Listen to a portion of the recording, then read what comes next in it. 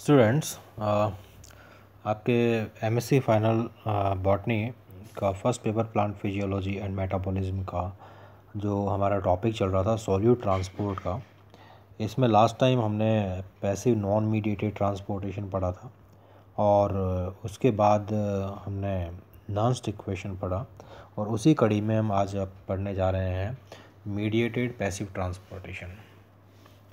So in the last video हम लोगों ने देखा कि how the diffusion occur through the biological membrane and the membranes are of three types, maybe we can say it four type. Impermeable membrane that does not allow to pass the molecules through its through it, and permeable, that means the all kind of molecules can pass through the membrane, and semi permeable means the molecules of solvents can pass through it, but solute molecule cannot pass through it. Okay, and the selectively permeable membrane, that means the membrane will decide the which molecule can enter or you can say pass through it. So how does the biological membrane decide it, that which molecule can pass through? That it is to be based on its the size of the molecules, ions, etc. So so these are the four types of the biological membrane we could study. In the last time, non facilitated passive transportation, non mediated passive transportation में हमने diffusion and osmosis के बारे में देखा. Diffusion means the molecules can move from their higher concentration to the lower concentration. So simple diffusion can also occur through a membrane. Solvent molecules, if solvent molecules pass through the biological membrane, the process of osmosis can occur. So that means a passive transportation which does not require any kind of energy. There is a downhill movement of molecules. So these type of transportation or the passive transportation, they do not require any kind of help. That means the protein molecules which can facilitate the process of transportation. So that is known as the non-mediated passive transportation, that has been discussed earlier in the last videos. And now we are going to study about the facilitated diffusion. So facilitated diffusion, that means diffusion or the transportation that is going to be occur, that means that is under the passive transportation. That means the downhill movement of molecules, that means the transportation of molecules from their higher concentration to the lower concentration. So this is the facilitated diffusion. But the diffusion or the passive transportation, if it is to be done via the some kind of the molecule, protein molecule or the protein substances, or the so this transportation can be known as a facilitated passive transportation, or we can say the mediated passive transportation. That means there is a presence of some kind of the mediator which help the molecules to pass through the biological membrane without the involvement of any kind of energy. So these protein molecules are known as the channel proteins, we are going to discuss today. So the channel proteins, these are the actually transmembrane proteins that function as selective pores through which molecules or ions can diffuse across the membrane. So the diffusion process can be occur through these selective pores. Selective pores means these pores are specific in nature.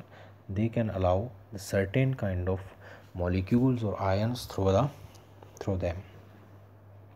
The size of a pore and the density and nature of the surface charges on its interior lining These are the important factors which determine its transport specificity.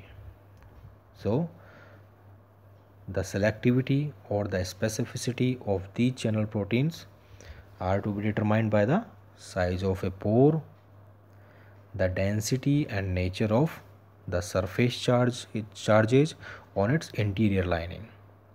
So these factors determine its transport specificity. Transport through channels is always passive.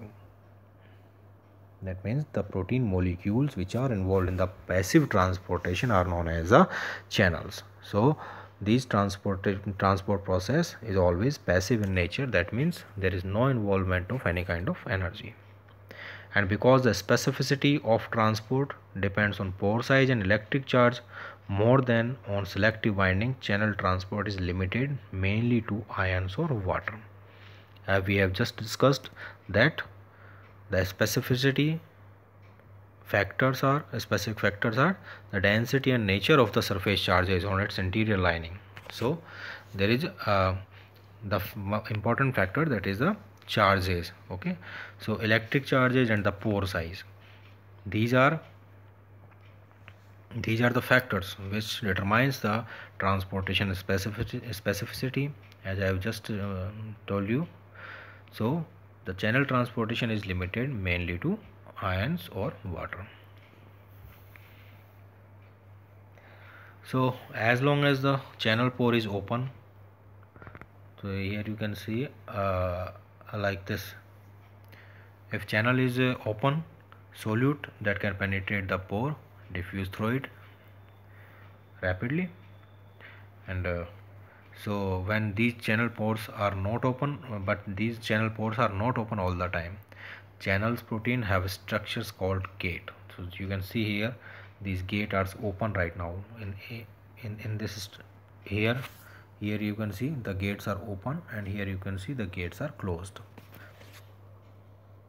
So channel proteins have structure. These are the gates that open and close the pore in response to external signals. So they will receive the signals, and these signals will determine that that the pore will be closed or the pore will be opened. Signals that can regulate channel activity include membrane potential changes. So we are going to discuss about the signals, which signals are required to which signals are to be received by the channels. Okay, so the membrane potential changes, some ligands are there, hormones, light, and post-translational modifications such as phosphorylation. So these kind of the factors, these kind of the signals are to be received, are to be recognized and received by the channels, and in response to these signals attachment or these signals recognitions, the channels can be opened or channels can be closed. For example, voltage gated channels open or close in response to changes in the membrane potential. So there are the voltage gated channels are there. So these open or close in response to change in the membrane potential.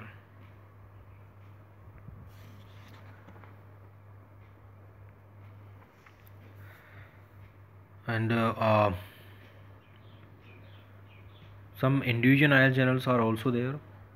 So they work for the individual electrophysiological ions. Okay, so just like that calcium ion channels, for example, calcium ion channels, these are tightly regulated and essentially open only during signal transduction. So signal transduction is a process you have studied in your previous class in molecular biology. So calcium ion channels are regulated and essentially open only during signal transduction. Calcium ion channels function only to allow calcium ion release Ca2 positive that release into the cytosol, and calcium ion must be expelled from the cytoplasm by active transport. In contrast, potassium ion diffuse either inward or outward depending on whether the membrane potential is more negative or more positive. the potassium equilibrium potential. So for example, that is a calcium ion channel and the potassium ion channel.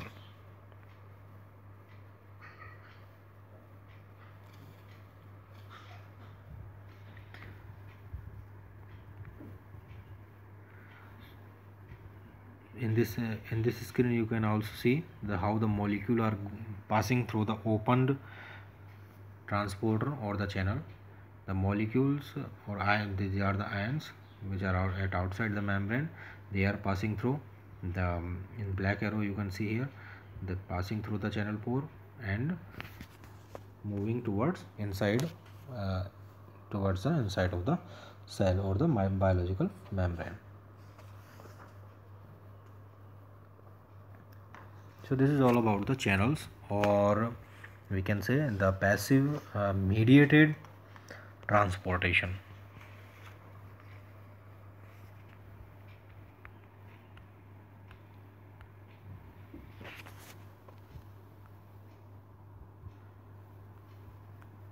Last time this screen was also there, and here you can see at the mediated channel mediated transportation via the passive diffusion from their higher concentration to the lower concentration is there. You can also see here higher to low concentration uniport facilitated diffusion. So these are the passive transportation which does not require any kind of the energy, and these are mediated by some kind of the channels. These channels are having gates in their structure. They can be opened or closed in response to some kind of signals. These signals can be hormones, these signals can be ligand, these signals can be potential changes, light or post translation modifications such as phosphorylation, etc. So these are all kind of things we have discussed today, and next time we will discuss about the active transportation.